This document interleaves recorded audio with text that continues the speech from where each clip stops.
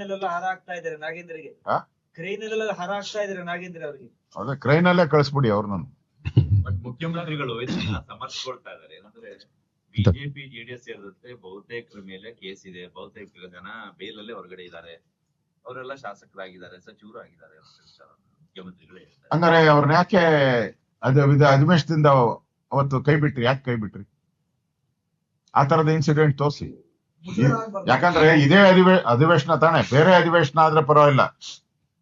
Next election ಆಗಿ ಇನ್ನೊಂದು ಅಧಿವೇಶನ ಬಂದ್ರೆ ಅವಾಗ ಅದು ಸಪರೇಟ್. ಇದೇ ಅಧಿವೇಶನದಲ್ಲಿ ಅವ್ರನ್ನ ಹೊರ ಹಾಕಿ, ಇದೇ ಅಧಿವೇಶನದಲ್ಲಿ ಅವ್ರನ್ನ ವಾಷಿಂಗ್ ಮಿಷಿನ್ಗೆ ಹಾಕಿ, ನಿರ್ಮ ಅಂತ ಪೌಡರ್ ಹಾಕಿ, ಎಲ್ಲ ಹಾಕಿ, ಏನೋ ಹಾಕಿ ವಾಪಸ್ ಹೆಂಗ್ ಬಂದ್ಬಿಡ್ತತೆ? ಹೆಂಗ್ ಸಾಧ್ಯ?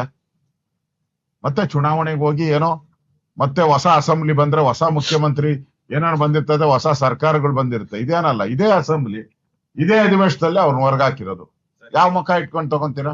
ಸರ್, ಇದೇ ಬಿಜೆಪಿ ಕೇಂದ್ರದಲ್ಲಿ ಮಾಡೋದಲ್ಲ, ಬೇರೆ ಪಕ್ಷದಿಂದ ಬಂದಿದ ತಕ್ಷಣ ವಾಷಿಂಗ್ ಮಿಷಿನ್ ಹಾಕಿ ಅವ್ರಿಗೂ ಕೂಡ ಸಚಿವ ಸ್ಥಾನ. ಅದೇ ಅಲ್ಲಿ ಡೆಲ್ಲಿಯಲ್ಲೇ ಇದಾರಲ್ಲ ಕಾಂಗ್ರೆಸ್ ಅವರು, ಅವ್ರು ಕೇಳ್ತಾರೆ. ಕೇಳಿ ಅವ್ರು ಸುಮ್ನೆ ಅಲ್ಲಿ ಸುಮ್ನೆ ಯಾಕೆ ಕೂತಿರ್ತಾರೆ? ನಾವ್ ಇಲ್ಲಿ ಕೇಳ್ತೀರಿ, ನಮ್ಗೆ ಇಲ್ಲಿ ಉತ್ತರ ಕೊಡ್ಲಿ ಅವ್ರು. ಸಚಿವ ಸ್ಥಾನ ಸಿಗದೆ ಇರುವಂತ ಯಾರು ಕಾಂಗ್ರೆಸ್ ನಲ್ಲಿ ಇರ್ತಕ್ಕಂಥ ಶಾಸಕಗಳಿದ್ದಾರೆ ಅವರಿಗೆಲ್ಲ ಮುಕ್ತ ಆಹ್ವಾನವನ್ನ ಕುಮಾರಸ್ವಾಮಿ ಅವರು ಕೊಟ್ಟಿದ್ದಾರೆ. ಜೆಡಿಎಸ್ ಬನ್ನಿ ಅಂತ. ಬಿಜೆಪಿನೂ ಕೂಡ ಆಹ್ವಾನ ಕೊಡುತ್ತೆ. ಯಾಕಂದ್ರೆ ಮುಂದಿನ ಎನ್ಡಿಎ ಅಲ್ವಾ, ಅವ್ರು ಕೊಟ್ರೆ ನಾವು ಕೊಟ್ಟಂಗೆ,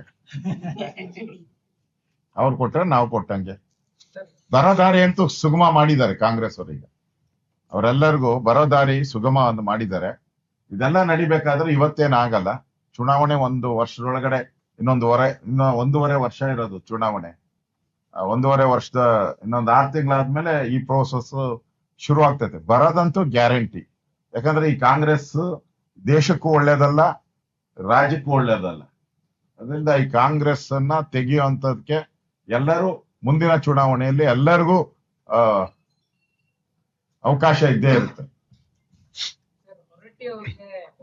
ರಾಜೀನಾಮೆ ಕೊಡಿಸಿದ್ದಾರೆ ಅಂತ ನೀವು ಆಪಾದನೆ ಮಾಡಿದೀರಾ.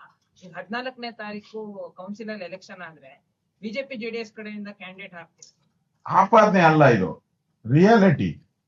ಆಪಾದನೆ ಬೇರೆ, ರಿಯಾಲಿಟಿ ಬೇರೆ. ಈಗ ಹೊರಟಿಯವರೇ ಇವತ್ತು ಸ್ಟೇಟ್ಮೆಂಟ್ ಕೊಟ್ಟಿದ್ರಲ್ಲ, ನಾನು 14 ಕೊಡ್ಬೇಕು ಅಂತ ಬಲಾತ್ಕಾರವಾಗಿ ತಗೊಂಡ್ರು ಅಂತ ಮಾಧ್ಯಮದಲ್ಲೇ ಹೇಳಿಕೆ ಕೊಟ್ಟಿದಾರಲ್ಲ. ಇದಕ್ಕಿಂತ ಕಪ್ಪಾಳ ಮೋಕ್ಷ ಕಾಂಗ್ರೆಸ್ ಇನ್ನೇನ್ ಬೇಕಾಗಿದೆ? ಇದಕ್ಕಿಂತ ಕಪ್ಪಾಳ. ಅವರು ದಮ್ಮಿದ್ದಿದ್ರೆ ಕಾಂಗ್ರೆಸ್ ಅವರಿಗೆ ಅವಿಶ್ವಾಸ ನಿರ್ಣಯ ತರಬಹುದಾಯಿತು. ಯಾರು ಬೇಡ ಅಂತ ಹೇಳಿದ್ರು? ಪ್ರಜಾಪ್ರಭುತ್ವದಲ್ಲಿ ಅವಕಾಶ ಇದೆ. ಅವಿಶ್ವಾಸ ನಿರ್ವಹಣೆ ತರಬೇಕಾಯ್ತು. ಅದ್ ಬಿಟ್ಟು ಅವ್ರ ಆಫೀಸ್ಗೆ ಯಾಕೆ ನುಗ್ಗಿದ್ದು? ಏನ್ ಅವಶ್ಯಕತೆ ಇತ್ತು ಆಫೀಸ್ಗೆ ಹೋಗಿ ನೀವು ಮಾತಾಡೋಂಥದ್ದು? ಒಬ್ಬ ಮುಖ್ಯಮಂತ್ರಿ 20 ಜನ MLA ಕರ್ಕೊಂಡೋಗಿ ಧಮಕಿ ಹಾಕುವಂತ ಅವಶ್ಯಕತೆ ಏನಿತ್ತು? ನೀವು ಅವಿಶ್ವಾಸ ತಂದಿದ್ರೆ ಡಿಬೇಟ್ ಆಗ್ತಾ ಇತ್ತು, ಚರ್ಚೆ ಆಗ್ತಾ ಇತ್ತು.